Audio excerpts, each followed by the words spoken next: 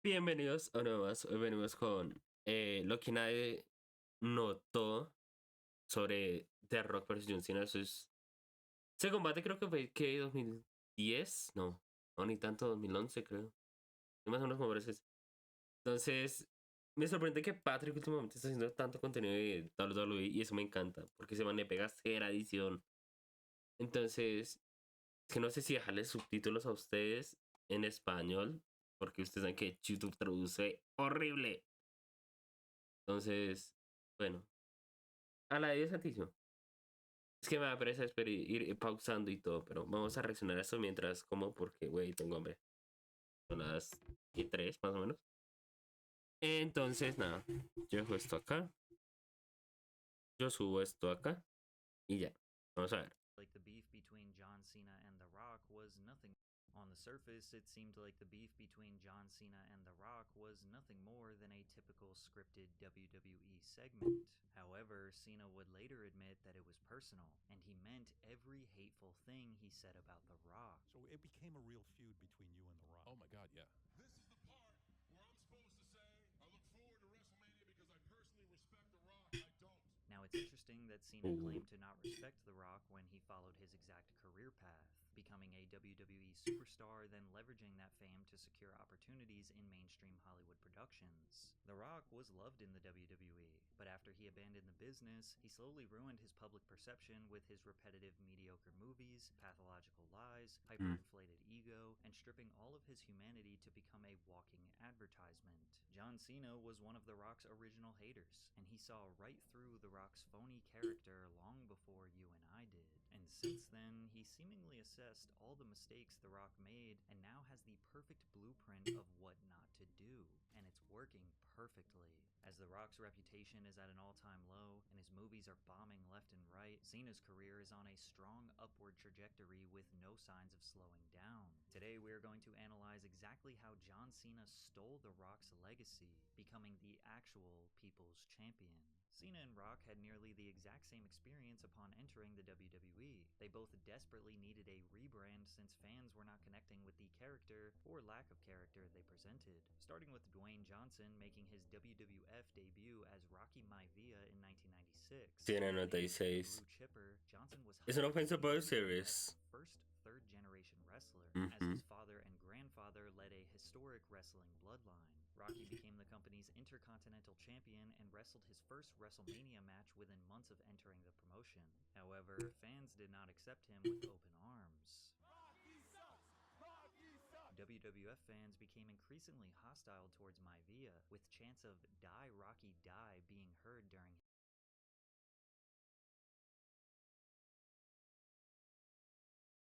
Si ustedes miraban ECW, sabrán quién es este man.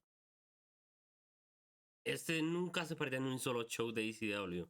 Estaban todos. Al igual que este de acá. accept him with open arms. Este man de acá es considerado, creo que, literalmente el primer fan de. Un primer fan así como verdadero en ir a tantos eventos. Porque este es de literalmente 96, 97. Y por ahí hay imágenes y todo. De este man yendo a eventos. O sea, dicen que es más fan que el de la camisa verde. Entonces, brother, hay gente que en serio sí se ha gastado resto de plata. WWF fans became increasingly hostile towards Maivia, with chants of "Die Rocky Die" being heard during his matches. Cena also had a tough time with the crowd in the beginning of his career. John made his WWE television debut on SmackDown in 2002 by answering Kurt Angle's open challenge. When asked what quality made him capable of being a superstar, he infamously responded that he had ruthless aggression, and then put on a well-fought match against one of the company's best technicians. Despite his good looks, babyface appeal, and being built like an absolute house, Cena was not resonating with fans, and there really wasn't much to like. He looked and felt like when you create a My Player in a video game and don't have any upgrades unlocked. Even though wrestling is scripted, how the fans react to the show is entirely real. Wrestlers can either lean into the fact that fans hate them and become the villain, aka turn heel, or try to figure out a way to get the crowd on their side. Both men felt their career was on the ropes, and both of them had a drive for success like no other. However, this is where Dwayne and John chose different paths. In August of '97, Dwayne deaded the Rocky Maivia name and referred to himself in the third person as The Rock. He had officially turned heel. Now portraying a self-absorbed narcissist, The Rock regularly insulted the audience, fellow wrestlers, and interviewers whenever he could. The Rock mastered the art of cutting promos, whether he was delivering one of his signature catchphrases like, "If you smell what The Rock is cooking," or roasting his opponents in backstage interviews. He had the crowd fully immersed into the world he created.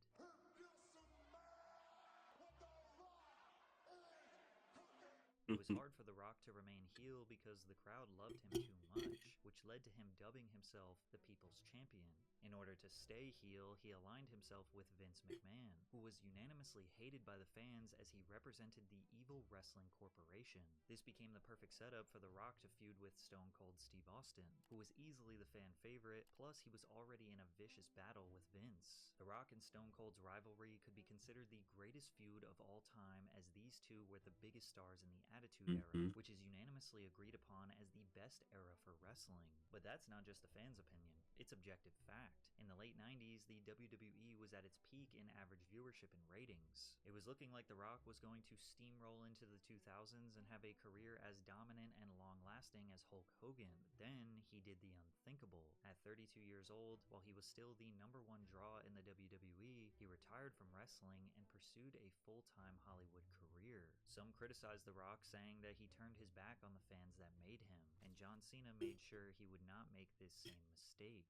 Right around the same time that Rock quit, Cena unintentionally saved his wrestling career in what can only be described as divine intervention. On the tour bus overseas, some of the guys are freestyling in the back. I just went in the back and waited for my turn and joined in, and just did the best I could to try to unleash the fury. And at the front of the bus was Stephanie McMahon. She was head of writing at the time. She was like, "How did you remember all that?" I kind of explained the concept of freestyling, and she's like, "Well, make something up about me right now." Sure enough, on the spot, I spit a few bars. After impressing the writers, John decided to go all in on the new gimmick. Inspired by hip-hop culture, he rebranded himself into a brash, freestyle-rapping, street-smart wrestler who used rhymes to insult opponents and hype up the crowd. He wore baggy jeans, throwback jerseys, a backwards cap, and a chain with a padlock.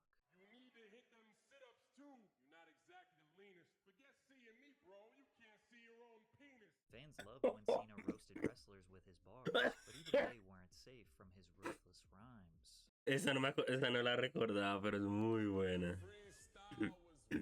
Couldn't wait for it to end. I got no wife, but you got a boyfriend. Up until this point, the WWE embraced rock music to match its gritty aesthetic. Cena promoting hip-hop was a fresh change for the business. Plus, it was culturally relevant. In the early 2000s, rappers like 50 Cent were dominating pop culture while wearing baggy clothes and rocking diamond chains that spun. Cena won the titles and redesigned the belts to match that of a famous rapper. But that wasn't the only thing about Cena that hip-hop inspired. G-Unit rapper Tony Yayo had a signature move where he waved his hand in front of his face, and that simple move would have an astronomical amount of influence on John Cena's life. You see, John Cena was not just role-playing a rapper, he actually rapped, and to prove that, he released his debut album, You Can't See Me, in 2005. The lead single, The Time Is Now, would end up becoming his iconic entrance theme music. When playing the song for his little brother, he noticed his brother doing the hand gesture while vibing to the beat, which inspired Cena to do it on television to shout out his little bro. 50 Cent's crew had a really popular song called In the Club, and he heard it the first time, and instead of dancing, he did this.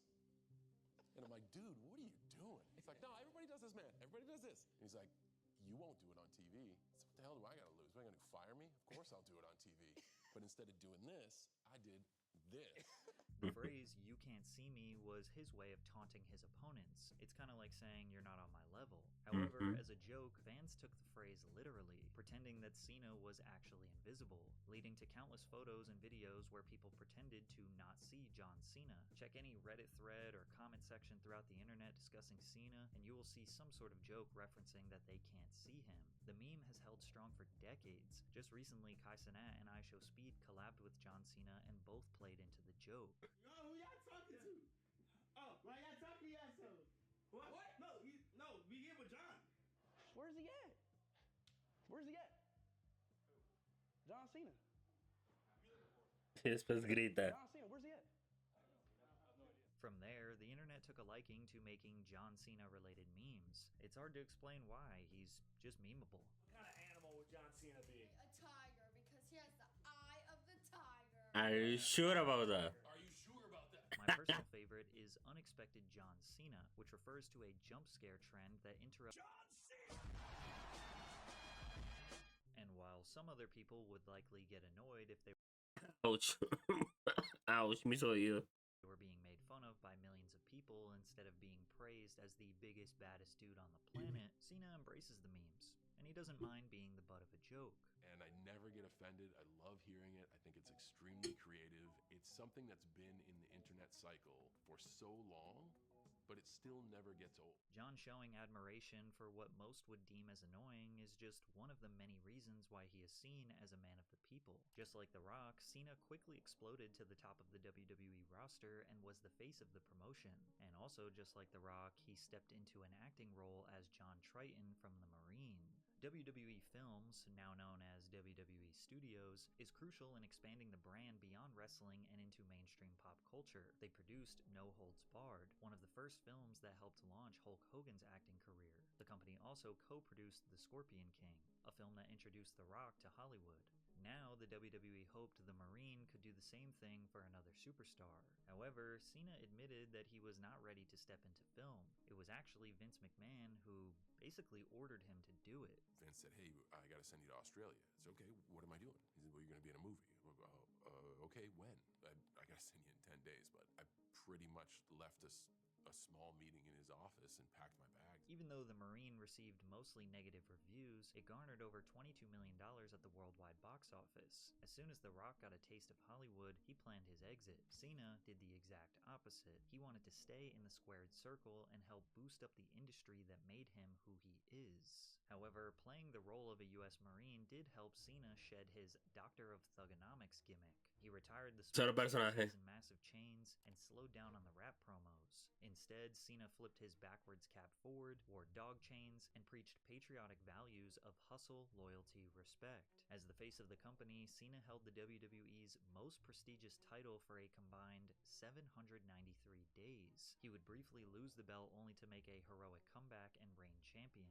This was strategically designed by the WWE's writers to establish Cena as a strong, never-give-up hero for their younger audience, and it worked. But it also led to backlash from older fans who believed it made the matches too predictable. This spawned the Cena wins LOL meme, which has led to deep discussions of Cena wins LOL moments where it was obvious that his special treatment in the WWE was the only reason he won. Taking a page out of The Rock's playbook, Cena aligned himself with Vince McMahon. John said, "Vince McMahon to me is more than anyone could realize. He's a close friend, a mentor, a father figure. He means a tremendous amount to me. I don't know if I'll ever be able to conceptualize how much I love him and how much he means to me. That's why I've invested so much of my blood, sweat, and tears. I don't want to see it fall off. I want to see it be everywhere. I want to see it be larger. I want to see it have more success." Wrestling fans' perception of Cena was divided. On one hand, people were tired of seeing the same guy dominate. On the other hand, it's great that the face of the company is loyal to the brand and wants to continue to see it grow. Unlike The Rock, who retired early and left the business in the dust. Despite being a WWE superstar, Dwayne Johnson struggled to establish himself as a leading man in action films. He only found financial success in family-friendly films like Game The Plan. Plan and Tooth Fairy, but they didn't challenge his acting abilities, nor was this his ideal role in Hollywood. His career took a step in the right direction with his role in The Other Guys and lead in the action film Faster. By this point, he had spent 7 years as a full-time actor, and yes, he was successful, but he still wasn't satisfied. Lucky for him, a perfect storm was developing. The Rock got an opportunity to En be Rápidos y part of the Furiosos. Fast and Furious franchise, which was a multi-billion-dollar global movie empire. If Dwayne's role as Luke Hobbs went over well with fans, it would establish him as the global action star he dreamt of being. This is why many people believe he only returned to the WWE 7 years after his retirement to maximize his publicity and promotion power, as his return was conveniently 2 months before the release of this monumental film. Then again, the WWE needed him back PGS at this killing point because WWE. they were a few years deep into what is now known as the PG era, and ratings were plummeting. The PG era refers to WWE's shift to family-friendly TV PG programming. This change was made to appeal to a broader audience, attracting corporate sponsors and securing lucrative TV deals. This PG era negatively impacted the WWE by stripping away much of the intensity, unpredictability, and edgy storytelling that made the company thrive during the Attitude and Ruthless Aggression era. Donde eso se hiciera hoy en día, ¿y qué problema tendría esa empresa? Porque, qué segmento. Eliminated blood, extreme violence, and risque segments, and introduced over-scripted promos, sanitized characters, and weaker heels making feud. Introduced over-scripted promos, sanitized We, the people. characters, and Cero weaker personaje. heels making feuds feel less personal and intense. The overexposure of Cena as a kid-friendly superhero alienated older audiences. The crowd would scream, "John Cena sucks," whenever he made his entrance. They were fed up and disappointed with the company as a whole, so they took their anger out on the top talent. This would have been the perfect time for Cena to turn heel, but in the PG era, it is nearly impossible to play a villain while still being kid-friendly. Plus, he was still the young kids' favorite. The WWE needed to come up with a villain the crowd could root for against Cena, and they brought back one of the best heels of all time, The Rock. And if you thought John Cena and The Rock's beef was nothing more than a fake feud for entertainment, you'd be wrong. The Rock made his long-awaited return in February of 2011, where he announced Fue en 2011, sí, upcoming WrestleMania. During his promo, Johnson took shots at Cena. The following week, Cena responded with a rap where he mocked Johnson's acting career. It's because I wasn't talking trash, Rock. I was talking truth. You left us hanging high and dry to play a fairy with a tooth? This feud went back and forth for weeks, with The Rock constantly embarrassing Cena by making fun of his bright-colored clothes, fake gangster persona, and kid-friendly appeal. It was then established that The Rock would face off against John Cena, icon vs. icon billed as once in a lifetime, at WrestleMania 28, making it the first WrestleMania match to be set up 1 year in advance. In the meantime, Cena continued to be the antagonist in the ring, night after night for a year straight, getting booed by fans during his feud with CM Punk. The Cena hate was not fake. The fans genuinely despised this guy. They were sick of seeing him win, and he had a chip on his shoulder. So when it came time to take some shots at The Rock, the line between reality and fiction got blurry. You know what? Vince is probably going to find me for this one, but the only reason he came back in the first place was to promote Fast 5 and launch his Twitter account. Cena felt like he needed to remind everyone that he was the one who stayed loyal to the business, that he helped Ese reinado con el título de Estados Unidos, uff, no me canso de repetirlo. rising talent make a name for Hermoso. themselves, and that he will continue to remain in the ring even after becoming a mainstream superstar. But Cena was fighting an uphill battle, and the crowd favored the legend over him. He let his personal feelings about The Rock get the best of him and committed a cardinal sin in the WWE. Just like I don't need my notes from my promo on my wrist. Nice tattoo. Cena called out The Rock for writing his script notes on his wrist, essentially admitting that wrestling is fake. You can see The Rock stop dead in his tracks. This was a low blow, and many wrestling fans hated that Cena broke the fourth wall because he had no other way of competing with the legend. Others saw this as him simply speaking the truth, and that Rock writing his notes on his wrist shows a lack of preparation and respect for his character in the WWE. The two continued blurring the lines between real and kayfabe when The Rock performed a concert where he mentioned Cena's rumored infidelity and divorce. Cena briefly brought back his Doctor of Thugonomics character, hoping nostalgia would win the crowd over. Cena later admitted that this was more than scripted entertainment. He actually did not respect The Rock. I'm going to jab this guy because I have nothing to lose. I have all the leverage. Right. I'm there every day, and I love being there every day, and nothing is really pulling me away from being there. But were you hurt that The Rock left? In other words, were you like, hey, he shouldn't do that? You got to respect the WWE. I guess my angle came from the fact that he was openly saying, like, I love the WWE. And I'm like, man, if you love it, why aren't you here? This drama continued up until their highly anticipated match at WrestleMania 28. However, the match needed to be choreographed, so Cena and The Rock had to be in a private room together a couple days before the event. Expecting bad blood, Cena was surprised when The Rock was professional, poised, and enthusiastic to work with him. Cena realized his own ego was getting in his way and decided to do the match exactly how The Rock wanted to do it, which did end with The Rock securing the victory in front of 80,000 people in his hometown. It was a legendary moment for The Rock, and Cena did something that The Rock would never do. He apologized. first and foremost, I went to his mom and I said I was sorry and I hope she understood everything that I was doing was just for business. And his mom is an ace. She was amazing. And then I went to him, and I always traveled with a jug of like pure Tennessee moonshine. And I went to him with a mason jar and said, this is kind of a tradition we have on the road now. I just wanted to share this tradition with you, but I hope you understand that everything by the result of what just happened, I didn't put up any reluctance to take the 3 count. I didn't put up any reluctance to the finish. And I think it was in those 30 minutes that he had a greater understanding of this kid's just a little ignorant. He was trying as hard as he could. He doesn't see the whole picture yet. 1 year later, they had a rematch at WrestleMania 29 where Cena got his redemption and won. Cena and The Rock had a respectful handshake before leaving the ring, signaling the end of their rivalry. Just like Cena predicted, The Rock left the WWE again to focus on Hollywood, while Cena continued to stay loyal to the company.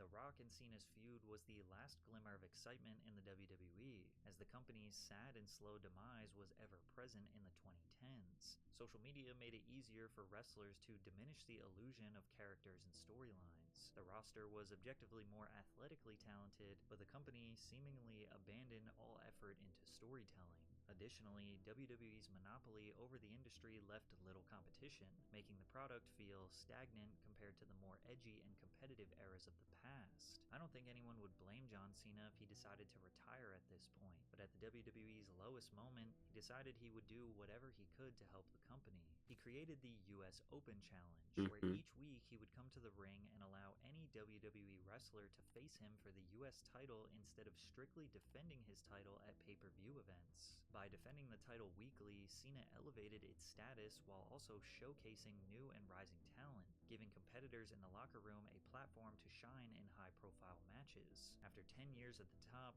the WWE finally decided it was time for somebody to take his spot. Cena had been relegated to a side character in major storylines. Gradually, he made less televised appearances and would sometimes disappear from programming for several weeks at a time.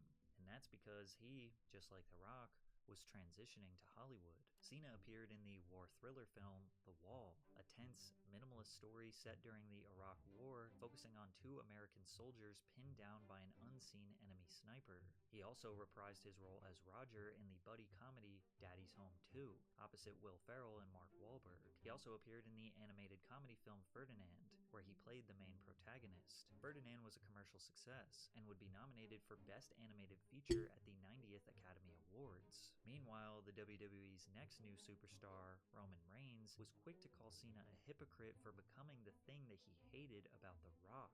He also claimed Cena ruled with an iron fist and used his power with Vince McMahon to constantly bury talent whenever he wanted, being handed opportunities that he didn't deserve. I'm still here because you can't do your job. The truth is, the WWE needed Cena, and he carried the company on his back while ratings dropped year after year. He had absolutely no problem helping new talent, trying new storylines, getting booed by the crowd. If it was helping the business, it was good with him. He remained the top guy because nobody else had the star power to take his spot. Now, it's hard to blame the individual wrestlers, as building up new talent requires great storytelling from writers, and also Vince McMahon and other corporate decision makers taking risks on guys. But at the end of the day, all of the greatest wrestlers have the ability to work a crowd and fully immerse them into their character, and it's hard to argue against Cena being one of the greats. As John exited the WWE and entered Hollywood, he may have learned what made everyone despise The Rock's films, and decided to go into the industry with the exact opposite strategy, by first being very selective of the projects he takes on. He said, "Step 1 is reading something and liking the material. My poor agent will be like, 'They're considering you for this,' and I hate being a dick about it, but I'm like, 'Send me the material. I know you think it's a great opportunity, but if you sign me up for this opportunity and my heart's not in it, it's going to suck. Literal. I'm going to suck, everybody is going to suffer, I'm going to hate promoting it, and we're going to set ourselves back. So, send it to me and let me read it. If I enjoy it, then we'll talk." This is the polar opposite of The Rock's mentality. If he doesn't love the material, he will just change the entire story to benefit him. The Rock has a contract in every one of his movies that specifically says that he cannot lose a fight on screen. He also bashed his Fast 8 male co-stars. ¿Qué? La Roca tiene una clausura en sus contratos de películas que significa que ninguno de sus caracteres o sí, carácter o personajes pueden perder. He also bashed his Fast 8 male co-stars, calling them candy asses that get his blood boiling because he didn't have creative control. We found out this rant was targeted at Vin Diesel specifically when a production source told TMZ, in part because Vin is a producer and has made decisions that didn't sit well with the former wrestling champ. Another source explained that Vin was having problems with The Rock because he kept showing up late for production, sometimes failing to show up at all. Even during the filming of his 2024 Christmas movie, Red One, he admitted to the criticism of him showing up 7 to 8 hours late for filming and even peeing in bottles when he wasn't near his trailer. But The Rock doesn't only throw little temper tantrums when he doesn't get his way. He once tried to restructure the entire DC extended universe just to give his role as Black Adam a more favorable outcome. Dwayne tries to sell himself as bigger than the movie, said a high-ranking Hollywood executive who asked for anonymity. He's one of the few people who always thinks he's the most important person in any situation or room. Dwayne posted on his Instagram, "The hierarchy of power in the DC universe is about to change," hinting that he was going to try to make Black Adam the center of the DC universe. It was revealed that the main issue behind the scenes was that Dwayne did not want Shazam to be Black Adam's rival, even though that's how the original story is written. Instead, he wanted Black Adam to fight Superman, who is a much more iconic mainstream character. Bro just wants Black Adam to be DC's Thanos and go up against Superman to lead to an eventual draw because his ego is inflated, and also he puts in the contracts that his character can't be beaten. But when John Cena got his chance to play a DC character, he did the opposite. He trusted the writers, directors, and actually satisfied fans with his role as Peacemaker in James Gunn's The Suicide Squad. Peacemaker is a violent, ultra-patriotic mercenary who is both ruthless and hilariously misguided. That's where they're holding flag. Nothing like a bloodbath to start the day. They call you Peacemaker. They call you Peacemaker. I don't care how many men, women, and children I need to kill to get it. He also lost the final fight in the film to Bloodsport, something The Rock would never do. Cena's performance was so good he got a spin-off TV series on HBO Max. There you see, Batman doesn't kill people. Because he's a He's a dark creature of the night. he's a jackass who wrestles with murderers dressed like clowns and throws them in prison so they can break out of prison and then murder more people. Riddle me this. How many people you think Batman's indirectly murdered by being too much of a candy ass not to kill these fools who clearly need to be smoked once and for all, you wrinkly, Sharpay-looking dimension-infested Beneath the bravado exterior, Cena challenged himself to portray a deeply broken man struggling with trauma, self-worth, and the toxic influence of his father. You killed my brother! You killed Keith! And you only heard about one thing, I am a piece of shit! I'm a piece of shit for listening to you for all those years! I'm a piece of shit for not killing you in your sleep! John Cena is the actor Dwayne Johnson thinks he is. While The Rock tried to undermine and replace decision makers at DC Studios, John Cena praised them. What I will say is I'm very excited about certainly the new leadership at DC because I love James Gunn as a human being and Peter Safran as well. I have the utmost respect for them as professionals. What you will see from DC in the future is the heart of James Gunn. He is not going to leave anything on the table. He will not make a vanilla movie that says movie on the end of it and then serve it to you. He will take chances. He will be brash. He'll do things his way, but you will get authentically his creative mind, which I think is brilliant. So whether the future of DC involves Peacemaker or not, as a fan and as a friend of James, I'm excited for the future of DC. At this point, it seems like Wow. what Cena is doing is intentionally being the opposite of The Rock, because he said he would support DC's vision whether or not he is included in future films, whereas The Rock was asked to make a cameo as Black Adam in Shazam 2, but said no. The Rock is also a family man, and John Cena shocked the world when he said he didn't want any kids. I also know the investment that it takes. Mm-hmm. And my biggest fear is, as someone who's driven, many times stubborn and selfish, I try to approach the world with kindness and curiosity, but I don't think I'm personally ready, nor will I ever be, to invest the time it needs to be a great parent. Even their Instagram accounts, which is a celebrity's main vehicle for promotion and public relations, couldn't be any more drastically different. The Rock uses his Instagram to relentlessly push his larger-than-life persona, but also tries to be relatable at the same time. He posts about him being the biggest, strongest, hardest-working man in the gym, who travels the world promoting his box office hit movies and is also the most electrifying entertainer of all time, all while having the perfect family, being humble, and having a heart of gold. But despite all of that, he claims to be just like you. One of his favorite ways to display that is with his cheat meals, because even though he is a 52-year-old with 262 pounds of pure muscle and an extremely strict diet, he needs some junk food for the soul, just like you. But these days, all of his cheat meal posts are interrupted with an ad for his tequila brand. It's a case that I catch often. It's a case that you guys catch often too. It's a case of the it's. I caught a Wednesday night case of the and as you guys know, and for those of you who may not know, you catch the it's I'm gonna eat whatever I want, drink whatever I want, listen to whatever I want. It's Wednesday, midweek. We've worked hard. We've earned it. We deserve it. So let's go. So tonight, consists of the sushi train, which is rolling out of the train station right now. As you see, a frosted bottle of Terramana right out of the freezer. How I like it, Terramana Añejo, which is my favorite. Very sexy. This is the one thing that The Rock had that everyone unanimously agreed made him actually relatable and human, but he ruined that by now turning the segment into just an ad for his tequila brand. Every facet of The Rock's existence is a carefully crafted PR campaign to sell you something. The Rock started out as an American football player, so he purchased a football league. The Rock likes the gym, so he started a gym clothing brand. The Rock has a skincare routine, so he started his own wellness brand. The Rock likes tequila, so he started his own tequila brand. The Rock likes energy drinks, so he started an energy drink brand. Sign up for The Rock's debit card. Listen to The Rock's Spotify playlist. If there's an area of his personality or life that can be exploited for profit, he will do it. John Cena's Instagram, on the other hand, is quite literally just a bunch of random photos with no captions that he wants you to decipher what they mean. He has never posted a picture of his face. He doesn't disguise some life moment as an advertisement. He doesn't try to glamorize his life or tell you about it at all. He treats his Instagram like art.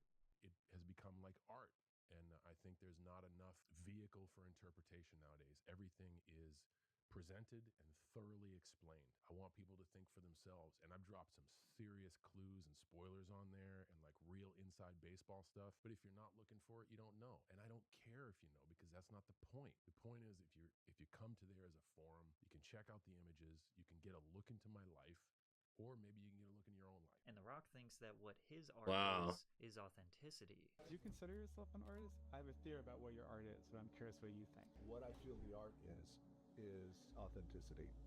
That's what this art is. Perhaps this is the ultimate difference between these two men. The Rock will tell you he is authentic, and John Cena will just be authentic. Qué diferencia, ¿no? Pero ahorita, y es más que todo, o sea, no sé si después de que lo que acabamos de ver es lo mismo, pero The Rock se ha convertido re mamoncito con ese personaje de Final Boss, y yo creo que a eso incluye también todo lo que decían de que a él nunca le va a gustar perder. Entonces como que yo creo que acá se puede involucrar gran parte en lo que pasa ahorita con todos los de WWE. Él es el personaje final, es el que literalmente está a cargo de todo en la empresa. Y a eso incluye, yo creo que el personaje que sacó recientemente en SmackDown, de que le decía a Cody Rhodes que como que él quiere su alma y que no sé qué, que quiere ser el campeón de él. Entonces todo eso se va a poder regenerar de pronto con algo que él esté tramando. Entonces, está interesante la cosa. Pues nada más, si les gustó, denle sus me gustas, compartan, suscríbanse, en los comentarios qué opinan y nos veremos en un próximo video. Bye bye.